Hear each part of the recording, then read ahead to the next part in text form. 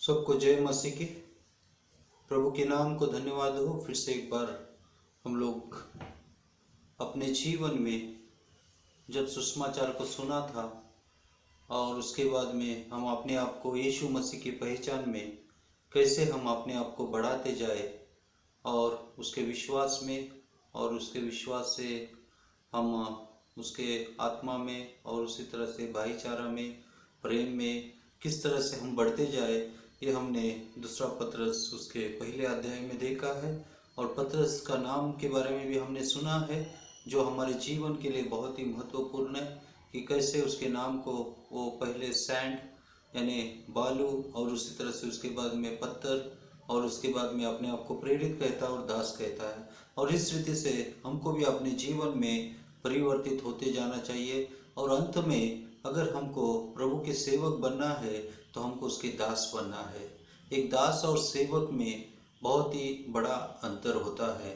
दास जो होता है या सबसे पहले सेवक जो होता है वो एक गवर्नमेंट सर्वेंट के समान होता है। उसको एक समय दिया जाता है, तब तक उसका मालिक क्या कहेगा उतना समय उसको देना ही होगा, जबकि 8 घंटा या 10 घंटा या 12 घंटा, लेकिन उसके बाद में वो 12 घंटा उसका मालिक उससे कुछ भी नहीं करेगा।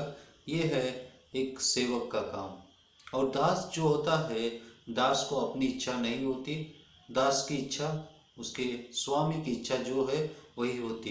तो आज हम लोग परमेश्वर के सेवक बनना चाहते हैं या परमेश्वर के दास बनना चाहते हैं, क्योंकि दास जो होते हैं वो अपने जीवन में समर्पण भावना से जीते हैं, अपनी इच्छा को मार के वो परमेश्वर की इच्छा के लिए जीते हैं और इसके लिए वो अपने आप को दास कहता है। और उसी तरह से मेरे प्रिय भाइयों, हमने यहाँ पे देखा है कि जब हम उसके चाल चलन में चलते बढ़ते जाते हैं और ये कहने वाला व्यक्ति कौन है, ये खुद को बताता है कि हम यीशु मसीह के साथ में रहे थे और पहाड़ पे जब यीशु मसीह का रूपांतर हुआ था उसका चेहरा सूरज के समान चमक रहा था। और तभी पतरस और उसके साथ के साथी दोनों भी, याकूब और यूहन्ना भी डर गए थे और वहाँ पे एलिया और मूसा आया था। हमने आंखों से देखा, आंखों की गवाही से देखा, उसके साथ में हमने जिया और हमने बीच में पतरस का जीवन कैसा था। वो एक चंचल व्यक्ति था, लेकिन बाद में वो यीशु मसीह ने उसे कैसे स्थिर किया उस व्यक्ति ने हमको बताया। और उसके बाद में उसने कहा कि जब तुम यीशु मसीह के विश्वास में बढ़ते जाओगे, उसके आगे चलते जाओगे, तो बहुत से झूठे शिक्षक आके आपको फंसाएंगे। और उसने पूरे दूसरे अध्याय में झूठे शिक्षकों के बारे में हमने कल उस वचन को पढ़ा है। और इसके लिए हमको हमेशा सावधान रहना चाहिए कि हम किस तरह से प्रभु के विश्वास में और उसकी आत्मा में और प्रभु के वचन में बढ़ते जाएंगे। और इन झूठे शिक्षकों से बचने के लिए हमारे पास सिर्फ एक ही मार्ग है और वो है बाइबल।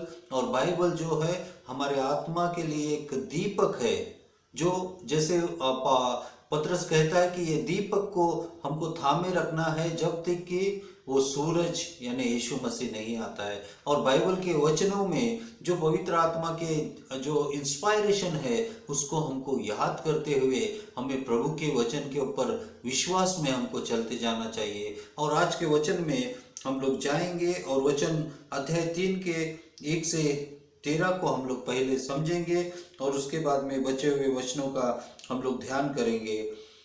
तो वचन दूसरा पतरस उसका 3 अध्याय और 3 से 1 से 13 तक मैं आपके लिए पढ़ूंगा।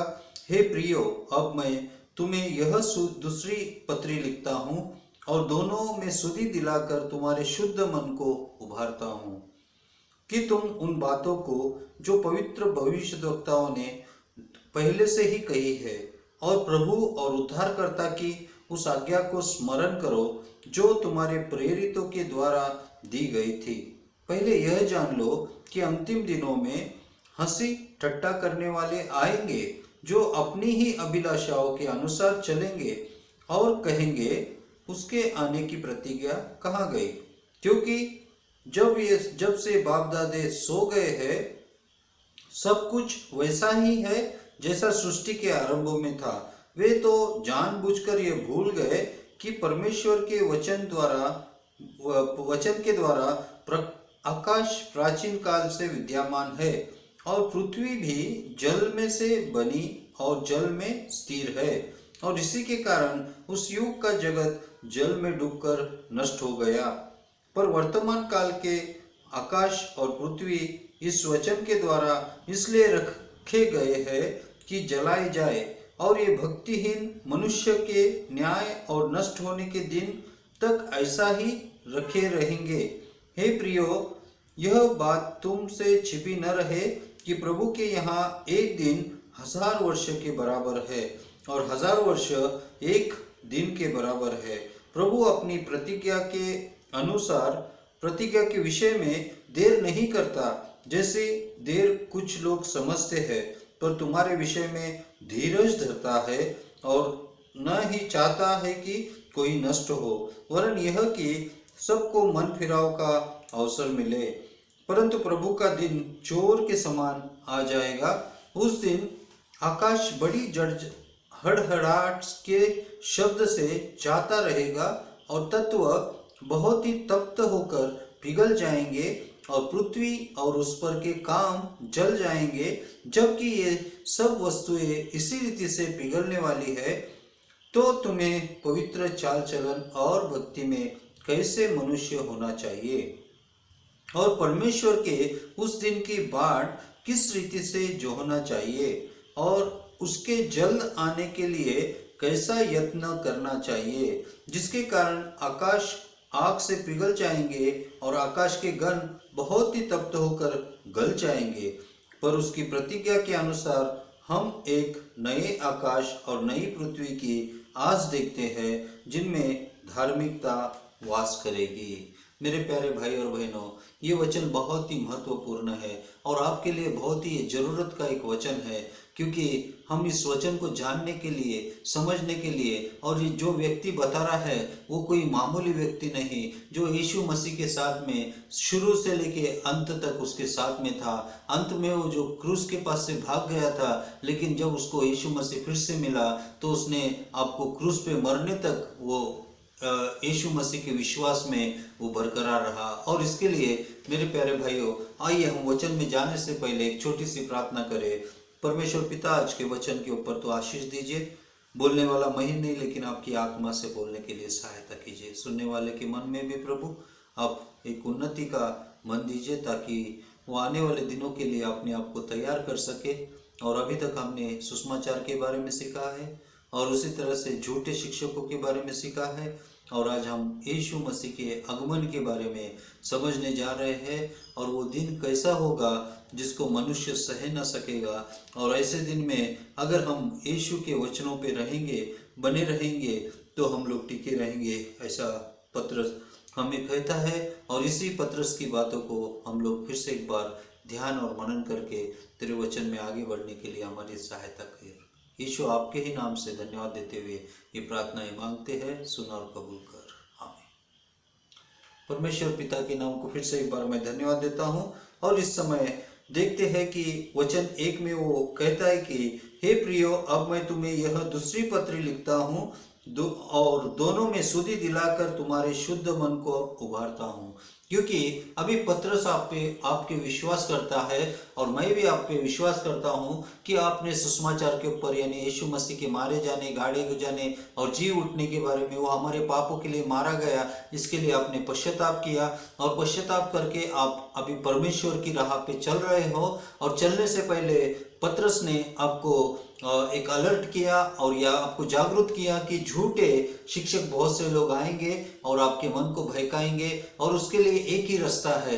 आज हम हमारे जैसे सेवक आपसे बात करते हैं, लेकिन आपके पास प्रभु का वचन होना बहुत ही जरूरी है। और इसके लिए मेहरबानी करके कहाँ से भी, कहीं से भी आपको अगर बाइबल मिलती है तो उस बाइबल को लीजिए, पढ़िए पढ़िए पढ़िए, जब तक ना समझ में आए तब तक पढ़िए, क्योंकि इसमें बहुत से ऐसी गहरी बातें हैं। मुझे भी समझने के लिए 40-50 साल लग गए, और इसको समझने के लिए अभी भी मैं समझ रहा हूँ। मैं बहुत सी बातें अभी तक नहीं समझ रहा हूँ, लेकिन जो मुझको समझ में आती है मेरे प्यारे भाई और बहनों, हम लोग सब लोग केजी में है, जैसे किंडरगार्टन का बच्चा होता है, और जैसे उससे पहले जो बच्चे होते हैं वो चलने के लिए कोशिश करते हैं, गिरते हैं और फिर खड़े खड़े होते हैं, गिरते हैं, फिर खड़े होते हैं, और जब किंडरगार्टन में आते हैं तो वो चलते हैं, दौड़ते हैं और वो उससे आगे भागना चलते हैं। और उसी तरह से आत्मिक रीति से भी हमको फिर से एक बार खड़े होना है।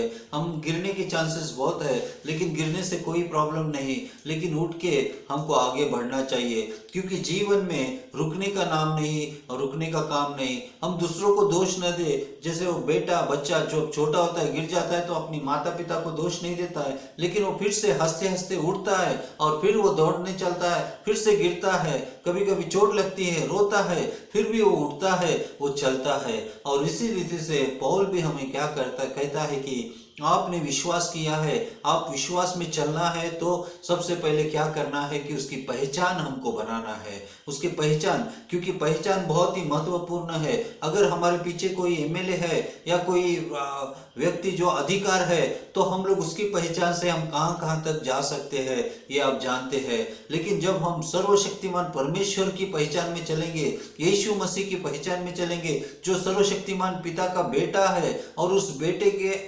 विश्वास में चलेंगे, तो हमको परमेश्वर के बेटे होने का अधिकार मिला है। और उस अधिकार को मिलने के बाद हमको आगे बढ़ते रहना चाहिए। और इसके लिए पौलुस हमें कहता है कि हमारे शुद्ध मन को बना के रखना चाहिए। ये शुद्ध मन यानी अभी हम लोग व्यभिचार नहीं करेंगे।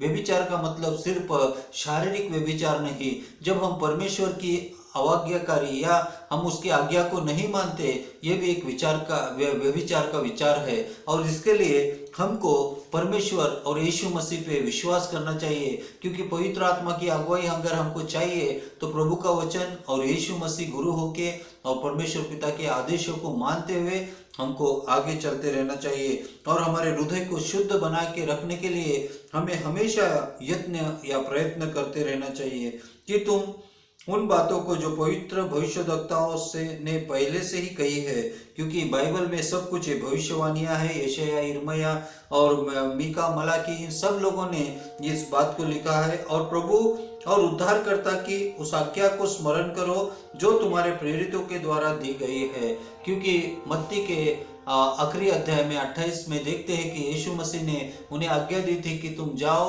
और लोगों को तुम अपना शिष्य बना के पिता, पुत्र, पवित्र आत्मा के नाम से उनको बैप्टिस्मा दो। बैप्टिज्म का मतलब क्या है कि डूब के, जब हम पानी में डूब के ऊपर आते हैं और ऊपर आके बाहर जाते हैं, डूबने का मतलब जैसे यीशु मसीह हमारे लिए मारा गया, हम भी पाप के लिए मर जाते हैं। ऊपर आने का मतलब यीशु मसीह पुनरुत्थान हुआ, हम भी पुनरुत्थान होते हैं। अभी हम लोग हमारे लिए नहीं जीते, लेकिन यीशु मसीह के लिए जीते हैं। और इसके लिए पानी से बाहर जाने का मतलब है अभी हमको संसार में जाना है और प्रभु की बातों को हमको बताना है। और इस तरह से वो हमें बताते हैं कि इस गवाही को हमको आगे लेके जाना है। पहले यह जान लो कि अंतिम दिनों में हंसी ठट्टा करने वाले आएंगे और जो अपनी अभिलाषाओं के अनुसार चलेंगे। अब इससे पहले हमने देखा कि हमारे जीवन में झूठे शिक्षक आएंगे, झूठे प्रवादी आएंगे, झूठी बातें आएगी। अभी इसके बाद में हम लोग क्या देखते हैं कि हमारे आसपास के दोस्त भाव और जो हमारे क्लोज है, जब आपका जीवन परिवर्तन होगा तो वो आपके ऊपर भी हंसेंगे। और जब हम कहेंगे कि यीशु मसीह आने वाला है तो वो हंसने लगेंगे। और उसी तरह से वो बहुत सी बातों के ऊपर विश्वास नहीं करेंगे, क्योंकि यीशु मसीह तो तभी नहीं आया था, यानी पुराने नियम में नहीं आया था, तो अभी क्या आएगा। तो हम लोग देखते हैं कि यीशु मसीह के आने के बारे में यशायाह ने बताया था और नए नियम में वो पूरा हो गया। और उसी तरह से उत्पत्ति की किताब में हम लोग देखते हैं कि हनोक ने कहा है कि यीशु मसीह का जजमेंट यानी यीशु मसीह न्याय करके न्याय के लिए वापस आने वाला है और ये भी पूरा होने वाला है। और इसके लिए बहुत ही महत्वपूर्ण है। और उसके लिए हनोक ने, जो आदम का 7वां जो वंश का व्यक्ति था, उसने यीशु मसीह के आने के बारे में और उसके कोप के बारे में बताया है। और यहाँ पे यशायाह जो है बाइबल के मध्य में है, वो उसके जन्म के बारे में बताया है। क्यों उसने जन्म के बारे में पहले बताया है, यानी जन्म के पहले बाद में बताया है, क्योंकि आप उससे उद्धार पाए। और क्यों उसने अंत में बताया है, यानी शुरू में ही बताया है, क्योंकि ये भी बहुत ही महत्वपूर्ण है। क्योंकि आरंभ से अंत बहुत ही महत्वपूर्ण होता है मेरे प्यारे भाई और बहनों। आज आपने मसीही जीवन का आरंभ किया है, लेकिन अंत तक जाना बहुत ही जरूरी है, क्योंकि अंत में ही परमेश्वर आपको मिलने वाले हैं। आप अगर सैलरी लेना चाहते हैं, अगर आप पूरा महीना काम नहीं करोगे तो अंत के दिनों में आपको सैलरी नहीं मिलेगी। अगर आप करोगे तो आपका अधिकार होगा, जो आपने किया है वही आप पाओगे। और इसके लिए उसी तरह से आपने जो विश्वास में आरंभ किया है, उस विश्वास का जो सैलरी आपको मिलना है वो यीशु मसीह आके हमको देने वाले हैं। और इसके लिए हमको क्या करना चाहिए कि हमको इन लोगों की और ध्यान नहीं देना चाहिए, हम झूठे शिक्षकों की ओर ध्यान नहीं देना चाहिए, हम इन झूठे लोगों की ओर ध्यान नहीं देना चाहिए, लेकिन प्रभु के वचन में और प्रार्थना में और प्रभु की आत्मा में हमको हमेशा मजबूत रहना चाहिए। प्रभु का वचन और प्रभु की प्रार्थना जब दोनों साथ में चलती है तभी पवित्र आत्मा हमारे जीवन में आता है। और पवित्र आत्मा हमारे कॉन्शियस से बात करता है। यही मैंने कहा है कि जब आप कोई गलत काम करते हो तो गलत काम करने के बाद आप दुनिया को झूठ बोल सकते हो, लेकिन अपने आप को झूठ नहीं बोल सकते, क्योंकि आपके मन के विवेक से आवाज आई कि तू चोरी किया है और तू झूठ बोलता है, तू अपने दोस्त को झूठ बोला है, अभी उसको तू झूठ बोल रहा है। और इस तरह से जब भी हम कोई गलत बात करते हैं तो हमारे चेहरों पे कभी भी खुशी नहीं आएगी, लेकिन जब हम कोई अच्छा काम करते हैं तो हमारे चेहरे से खुशियां प्रकट होने लगेगी। उसी तरह से कोई भी मनुष्य वो बुरा होना नहीं चाहता, वो बुरा बनना नहीं चाहता, लेकिन उसकी मजबूरी या उसका जो उसके बाद पास का जो माहौल है उसको वो बुरा बनाता है। लेकिन आज प्रभु का वचन हमको अंदर से बना रहा है। और बहुत से बार मैं एक उदाहरण देता हूं कि एक पाइप और एक रॉड में क्या डिफरेंस है। एक पाइप को आप अगर हथौड़ा लेके मारोगे तो पाइप क्या होगा, वो पिंच होगा, और जब एक रॉड को मारोगे तो रॉड का झंझनाहट आपके हाथों में महसूस होगा। तो आज आप विश्वास के पाइप बनना चाहते हो या रॉड बनना चाहते हो, ये आपको सोचना है। मेरे प्यारे भाई और बहनों, हम मसीह के जीवन में अगर जीना चाहते हैं तो अंदर से स्ट्रांग होना है, ना बल्कि इस दुनिया की तरह पाइप की तरह हमको स्ट्रांग होना है। क्योंकि आप शरीर से मजबूत होगे, लेकिन आपकी आत्मा में अगर कोई दुख है तो आप कभी सहन नहीं कर पाओगे। जैसे मान लीजिए कि आप WWF के एक पहलवान हो, लेकिन आपके पत्नी किसी के साथ में उसका व्यभिचार हो रहा है, ये जब आप सोचते हैं तो मन से आप दुबले हो जाते हैं, मन से आप बहुत ही ये हो जाते हैं, या आप कोप से भर जाते हैं, क्योंकि अंदर से आपको खुशी और शांति और समाधान नहीं होता है। उसी तरह से मेरे प्यारे भाई और बहनों, हमको यीशु मसीह के विश्वास में हमेशा बने रहना चाहिए, क्योंकि यीशु मसीह एक दिन आएगा। इन लोगों के ऊपर ध्यान नहीं देना चाहिए। और वे जानबूझकर भूल गए कि परमेश्वर के वचन के द्वारा आकाश प्राचीन काल से विद्यमान है और पृथ्वी जल में से बनी और जल में स्थिर है। तो उस समय में हम जानते हैं कि पृथ्वी जल में से बनी और जल से स्थिर है, क्योंकि आरंभ में हम लोग देखते हैं कि पानी था।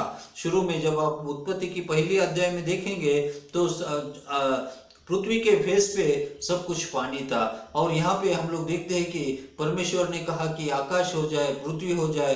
अगर आप इस 7 वचनों को देखना चाहते हैं कि कैसे परमेश्वर ने इस क्रिएशन को सृष्टि किया है, तो मेरे शुरू के वीडियोस में आप देखिए, करीबन 200 से ज़्यादा वीडियोस मेरे अभी तक हो गए हैं। अगर आप शुरू के वीडियो में देखेंगे कि 7 दिन में परमेश्वर ने कैसे सृष्टि को निर्माण किया, और ये 7 दिन के जो 7 स्टेप्स है वो मसीह जीवन के स्टेप्स है। और इसको आप अगर मेरी पिछली वीडियो में आप देखेंगे तो मैं उसका वीडियो, अगर आपको चाहिए तो उसका लिंक मैं आपको भेज दूंगा, आप उसको भी देखिए कि कैसे परमेश्वर ने आकाश भूमि की सृष्टि की थी। और यहाँ पे हम लोग देखते हैं कि परमेश्वर ने अपने मुंह से आकाश और सृष्टि बातों को बनाया था, लेकिन मनुष्य को उसने अपने हाथों से बनाया था। क्यों मनुष्य को उसने हाथों से बनाया? जैसे माँ अपने बच्चे से प्यार करती है, उसी तरह से परमेश्वर पिता हमको प्यार करता है। इसके लिए इस सृष्टि क्या होगी, सांसों से बनी है, और परमेश्वर की सांस अगर कहे तो सृष्टि ये नाश होने वाली है। और क्योंकि प्रभु का वचन हमेशा बना रहेगा, क्योंकि प्रभु का वचन स्थिर है, लेकिन ये पृथ्वी क्या है, ये अस्थिर है, क्योंकि ये परमेश्वर के हाथों में है, ये परमेश्वर की जबान में है कि उसको कब नाश करे और कब तक बचा के रखे। और इसके लिए हमें क्या चाहिए कि परमेश्वर के वचन में बने रहना चाहिए, क्योंकि परमेश्वर जो भी करे, लेकिन हम उसके वचन में हम लोग हमेशा मजबूत बने रहेंगे। और 6 में लिखा है कि इस कारण यह युग भी डूब कर नष्ट हो गया। और कल ही हमने देखा था कि कैसे नूह के काल में हम लोग देखा कि ये भूमि जो है सब जल की वजह से या बारिश की वजह से पूरी ये नाश हो गई थी यानी इसके ऊपर के सारे लोग मर गए थे, लेकिन सिर्फ नूह और उसके साथ में उसके परिवार के लोग बच गए थे। और उसी तक वो बात यहाँ पे बताता है। पर वर्तमान काल में आकाश और पृथ्वी वचन के द्वारा इसलिए रखे गए कि वो जलाए जाए, और ये भक्तिहीन मनुष्यों को न्याय और नष्ट होने के दिनों तक ऐसे ही रखे रहेंगे। क्योंकि पृथ्वी आज तक क्यों बची रही? क्योंकि परमेश्वर अपने वचनों के द्वारा उसको संभाले रखा है। परमेश्वर, क्योंकि हम लोग जगह रोमन के अध्याय में देखेंगे तो पृथ्वी भी कर्रा रही है, वो अपने दुख को बता रही है। क्योंकि आज देख रहे हैं कि सारे पृथ्वी पे पोल्यूशन है, लोग झूठ बोल रहे हैं, खून कर रहे हैं इस पैसों के नोट के लिए, जिन्होंने मनुष्य ने इसको बनाया है और उसको ही पाने के लिए वो जिंदा रह रहे। लेकिन प्रभु ने हमको बनाया है, उसने जो हमको सांस दी है, उसने जो हमको जीवन दिया है, उसने जो हमारी जरूरतों को पूरा किया है, उसको वो भूल गए। और इसके लिए एक दिन यहाँ पे हम लोग देखते हैं कि मनुष्य की सांस जैसे परमेश्वर ने दिया था वैसे ही इस सांस को लेगा। जिस सांस से परमेश्वर ने पृथ्वी को दिया था उसी सांस से परमेश्वर फिर से उसको नाश करेगा। और इसके लिए हम ये भक्तिहीनों के लिए उसने ये बचा के रखा है। क्योंकि साथ में लिखता है कि वो वर्तमान काल के आकाश और पृथ्वी वचन के द्वारा इसलिए रखे गए जलाए जाए, क्योंकि भक्तिहीन मनुष्यों के न्याय और नष्ट होने के दिन तक ऐसे ही रखे रहेंगे। और हे प्रियो, यह बात तुमसे छिपी न रहे कि प्रभु के यहाँ का एक दिन 1000 वर्ष के बराबर है और 1000 वर्ष एक दिन के बराबर है। क्योंकि परमेश्वर क्या कर रहा है कि अपने वो एक दिन और 1000 दिन को वो वेट कर रहा है। क्यों? क्योंकि उसका उत्तर वो आगे बहुत ही अच्छी तरह से देता है। क्योंकि प्रभु अपनी प्रतिज्ञा के विषय में देर नहीं करता, जैसी देर कुछ लोग समझते हैं, पर तुम्हारे विषय में धीरज धरता है और नहीं चाहता कि कोई नष्ट हो, वरन यह कि सबको मन फिराव का अवसर मिले। मेरे प्यारे भाई और बहनों, हमको यहाँ पे परमेश्वर अभी तक इतना प्यार करता है कि वो आज चाहे तो आज रात में ही इस पृथ्वी को नाश कर सकता है। आज हम लोग देख रहे हैं कि कोरोना वायरस आ गया, तूफान आ गया, बाढ़ आ गई, लोग मर रहे हैं, पहाड़ पे रहने वाले सारे टेम्पल पानी में आके डूब के मर रहे हैं, पर पूरे टेम्पल डूब गए। इतना ही नहीं, पूरे चर्चेस भी अभी बंद है, क्योंकि वो परमेश्वर हमें अभी तक मौका दे रहा है। पता नहीं, बहुत से लोग कहते हैं कि हम पहाड़ पे रहते हैं, हमारे पास बादल नहीं आएगा, हमारे पास पानी नहीं आएगा। लेकिन मेरे प्यारे भाई और बहनों, अगर बिजली आके आपके ऊपर गिर गई तो आप क्या करोगे? क्योंकि प्रभु का वचन कहता है कि अभी पानी से हमको नाश नहीं करेगा, लेकिन आपके द्वारा ये क्या होगी? सारी सृष्टि नष्ट होगी। अगर आप सृष्टि को पकड़ के रहेंगे तो आप जल जाएंगे, लेकिन प्रभु के वचन को पकड़ के रहेंगे तो आप बच जाएंगे। और इसके लिए मेरे प्यारे भाई और बहनों, मैं आपको डराना नहीं चाहता। परमेश्वर का वचन आज भी आपसे प्यार करता है, क्योंकि परमेश्वर ने जगत से ऐसा प्रेम किया, जबकि हम पापी थे तो उसने अपने बेटे को भेजा। और कौन ऐसा व्यक्ति है कि आपने किसी के विरुद्ध में गुनाह किया, जिसके विरुद्ध में आपने पाप किया, उसके घर आप वापस जाएंगे तो आपको पहले सा प्रेम देगा? कोई भी ये सामान्य बात नहीं। इवन मैं भी पास्टर होके भी माफ करने के लिए मुझको मन नहीं होगा। क्योंकि कोई व्यक्ति हमारे घर से अगर 1 लाख चोरी करता है, अगर वो फिर से आएगा तो क्या हम उसको माफ करेंगे? क्या हम उसको पहले सा प्यार देंगे? हम पुलिस को बुला के उसको हाथों में देंगे। लेकिन हम तो यीशु मसीह के, परमेश्वर के दृष्टि में कितने व्यभिचार के पाप किए थे। जैसे मैंने कहा कि 8th स्टैंडर्ड से लेके 12वीं तक बच्चे लोग 83 लाख टाइम अश्लील चित्रों को देख के पोर्नोग्राफी देखते हैं। तो ऐसे बड़े पाप के भंडारों में जीने वाले हम लोग कैसे बचेंगे? और इसके लिए आज परमेश्वर, आज यीशु मसीह आपको, मुझको मौका दे रहा है कि हमको मन परिवर्तन करना चाहिए, हमको यीशु मसीह के वचन में जीना चाहिए, यीशु मसीह के वचन में बढ़ना चाहिए। और प्रभु, क्योंकि आज तक हमारे लिए वो धीरज से रास्ता देख रहा है और मन फिराव का भी दे रहा है। मन फिराने का मतलब, बहुत से लोग कहते हैं कि मेरा जीवन में अंधकार क्यों है, मेरे जीवन में क्यों रास्ता नहीं दिखाई दे रहा है। बहुत से बार हम सूरज के ऊपर, सूरज के पीट करके हम कहते हैं कि हमारे जीवन में उजाला क्यों नहीं, तो हमको टर्न होके क्या करना है कि उस सूरज यानी यीशु मसीह के पास, उस उजियाला के पास हमको जाना है। हमें अपनी इच्छा पे नहीं जाना है, क्योंकि अगर परमेश्वर ने आपको कहा है कि मेरे पास आओ, तो आप अगर उसके अपोज में चले जाएंगे तो आप उससे दूर चले जाएंगे। और जब आइज़ाया 60 उसके वचन 1 में देखते हैं तो वहां पे लिखा है कि उठ, तेरा प्रकाश आया है। हमको क्या करना है? उठना है और उस प्रकाश के पास जाना है। अगर आप ही नहीं उठेंगे तो परमेश्वर आपको उठाएगा नहीं, क्योंकि उठना आपकी जिम्मेदारी है और प्रकाश देना परमेश्वर की जिम्मेदारी है और आगे बढ़ना हमारी जिम्मेदारी है। और उसी तरह से जैसे उस खोए हुए बेटे ने लूका 15 के अध्याय में हमने देखा है कि उसने कहा कि अभी मैं उठूंगा और अपने पिता के पास जाऊंगा, और उसके लिए हमको निर्धार करना है, हमको निश्चय करना है कि क्या मैं जाऊं या रुकूं।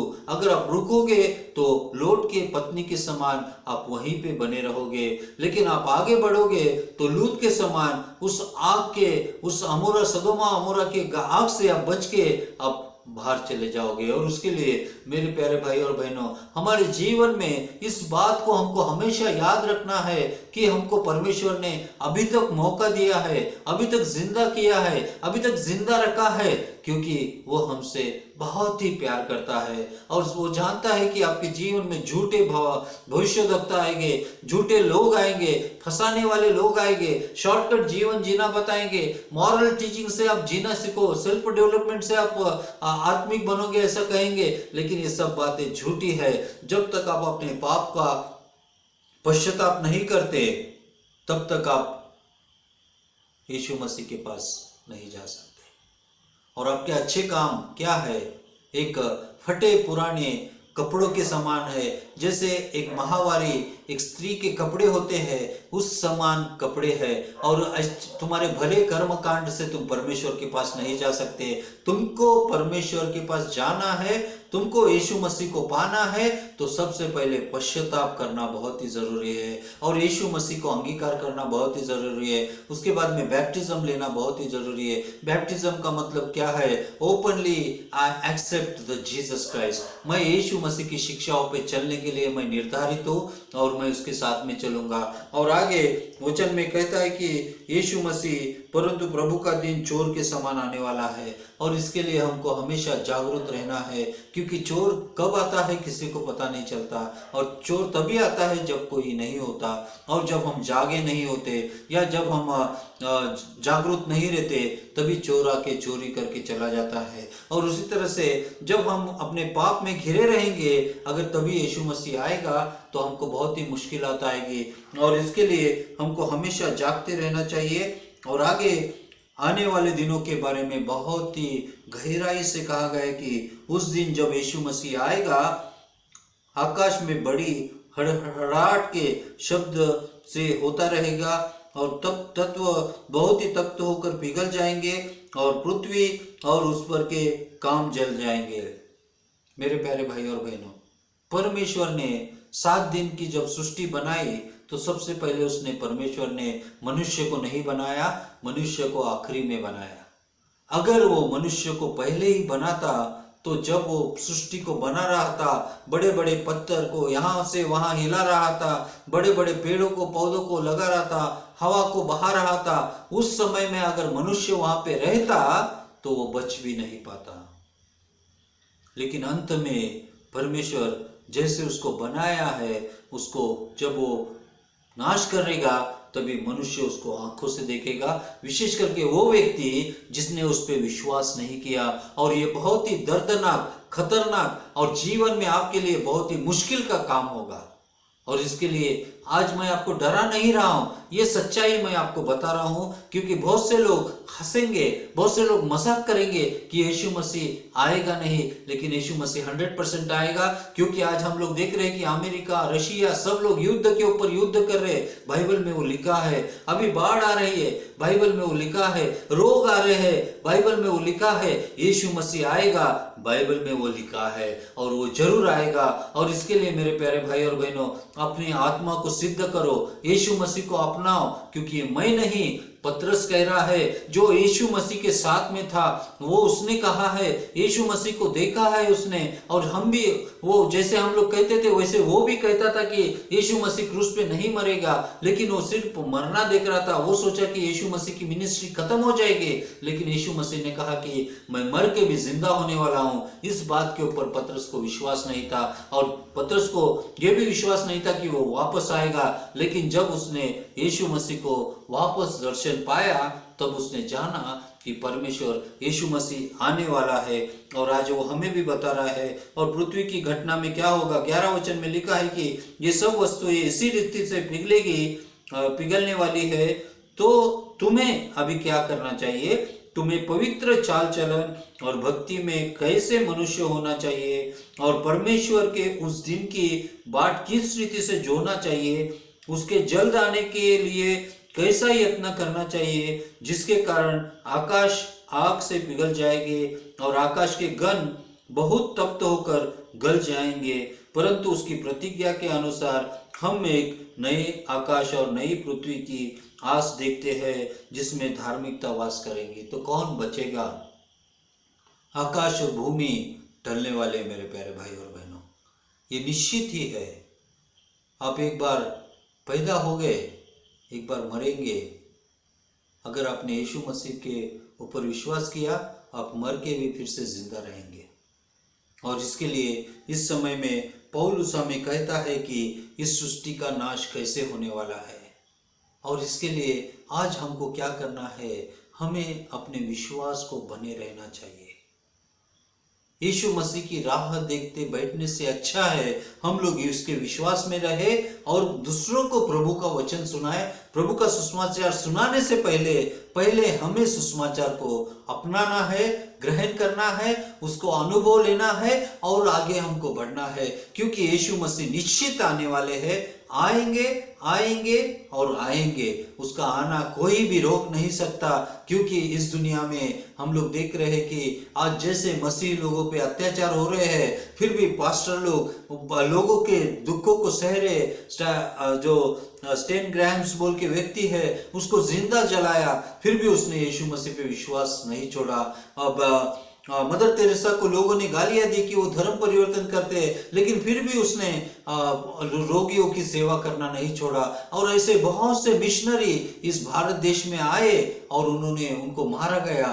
थोमा को भी उसको मारा गया, उसको भेदा गया और उसको भगा के उसको मारा गया। फिर भी वो यीशु मसीह के विश्वास में बना रहा, क्योंकि हमें भी उसी भक्ति में, उसी विश्वास में हमको प्रभु के काम को करते रहना चाहिए। हमको प्रभु अभी आएगा, इस समय में आएगा, इस बात को जानते हुए हमको हमेशा सदा तैयार रहना है। क्योंकि यीशु मसीह कहता है कि तुम सोचोगे भी नहीं उस समय में आएगा, और इसके लिए हमको सोचना नहीं, हमको उसके विश्वास में बने रहना है, ताकि आने वाले दिनों में हम उस भक्ति के देश में, उस नए राज्य में, उस नए जगह पे, जहां पे स्वर्ग कहा जाता है, जहां पे दुख ना होगा, जहां पे रोना ना होगा, वहां पे हमेशा खुशी, शांति, समाधान, आराम होगा। क्योंकि जब आप मर जाएंगे, अगर आपने यीशु मसीह को विश्वास नहीं किया तो आप पछताएंगे, क्योंकि जीवन में मुझे जो करना चाहिए था वो मैंने नहीं किया। और इसके लिए आज आपको मौका है। और पतरस के इस तीसरे अध्याय में हम लोग देखे हैं कि यीशु मसीह के आगमन में क्या होने वाला है, और इसके लिए यीशु मसीह आएंगे। अगर आप उसके साथ जाना चाहते हैं तो अपने आपको पश्चाताप कीजिए और यीशु मसीह के पीछे आइए। आइए हम लोग प्रार्थना करें। प्यारे परमेश्वर पिता, धन्यवाद देते हैं शाम के समय फिर से एक बार प्रभु हमको वचन सुनने के लिए, सुनाने के लिए धन्यवाद देते हैं। और जिन्होंने प्रभु विश्वास किया है उनको आगे बढ़ाइए, जिन्होंने विश्वास नहीं किया है उनका विश्वास बढ़ाइए प्रभु। फिर से एक बार उनकी सारी तकलीफों को, आत्मिक, मानसिक, शारीरिक और आर्थिक विषयों को भी आप समाधान दीजिए प्रभु। कोई बीमारी है तो प्रभु यीशु आपके नाम से, आपके लहू से और आपके आत्मा से उनको चंगा कीजिए प्रभु। आपका शब्द उनके जीवन में होने दीजिए प्रभु। धन्यवाद देते हैं इस प्रभु तेरे इस सुंदर वचन के लिए और जागृति के वचन के लिए और प्रभु जगाने वाले वचन के लिए। इसके लिए हमको हमेशा ध्यान में रखना है कि यीशु आने वाला है, और इसके लिए हमको पूरे उस वॉचमैन की तरह, उस वेटर की तरह हमको तैयार रहना है और अपने कामों को यीशु के लिए करते रहना है। यीशु आपको धन्यवाद देते हुए, यीशु आपके ही नाम से मांगते, सुन और कबूल कर, आमीन। प्रभु परमेश्वर आपको आशीष दे। धन्यवाद।